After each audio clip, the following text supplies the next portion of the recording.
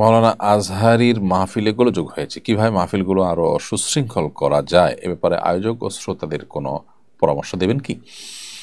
জি, শেখ মুজিবুর রহমান আজহারীর মাহফিলে গোলযোগ হওয়ার দৃশ্যগুলো আমাদের চোখে পড়েছে এবং সত্যি খুবই খারাপ লেগেছে। শুধু তার মাহফিলে নয়, আর অন্যান্য অনেক মাহফিলও হয়, হয়তো তার মাহফিলে এখানে গোলযোগটা বেশি হয়েছে। আমাদের মুশকিল হলো, মাহফিলে যারা আমরা আসি তারা অনেকেই জাস্ট কোনো পরিচিত পপুলার হুজুরকে, আলেমকে দেখার জন্য আসি। মাহফিলে আসার উদ্দেশ্যটা আমাদের আগে সংশোধন করা দরকার। আমরা কেন মাহফিলে আসি? মাহফিলে আমরা আসবো শিখতে, দিন সম্পর্কে জানতে, দিন ইলম অর্জন করতে, নিজেকে আলোকিত করতে। তাহলে জানার উদ্দেশ্যে যখন আসবো তখন আমার মধ্যে ছাত্র সুলভ, তালেব ইলম সুলভ আচরণ আমার মধ্যে আসবে।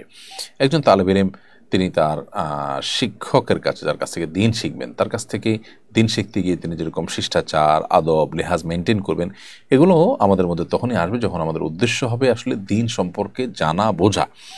আমরা চাতক পাখির মতো আগ্রহ নিয়ে আসবো আমাদের নিজেদের প্রয়োজনে, আমাদের আখিরাতকে উন্নত করবার জন্য। তাহলে আমাদের মধ্যে বিনয় আসবে, তখন আমরা বিশৃঙ্খলা করবো না। আর উদ্দেশ্য যখন হবে দেখা, তখন দেখতে না পারলে হট্টগোল করা। উদ্দেশ্য যখন হবে ক্যামেরার সামনে আসা, তখন ক্যামেরার সামনে আসতে না পারলে হট্টগোল করা।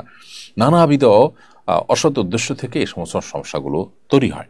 তো এই জন্য আমার মনে হয় যে ওয়াজ মাহফিলের যারা আয়োজন করবেন তাদেরও উদ্দেশ্য হওয়া উচিত আল্লাহর সন্তুষ্টি, কোনো বড় আয়োজন করে চমক সৃষ্টি করে দেওয়া এই জাতীয় সস্তা উদ্দেশ্য যেন না হয়, সেটা একটা খেয়াল করা দরকার। আয়োজক, আলোচক, শ্রোতা সবার উদ্দেশ্যের মধ্যে সৎ উদ্দেশ্য থাকা খুবই গুরুত্বপূর্ণ।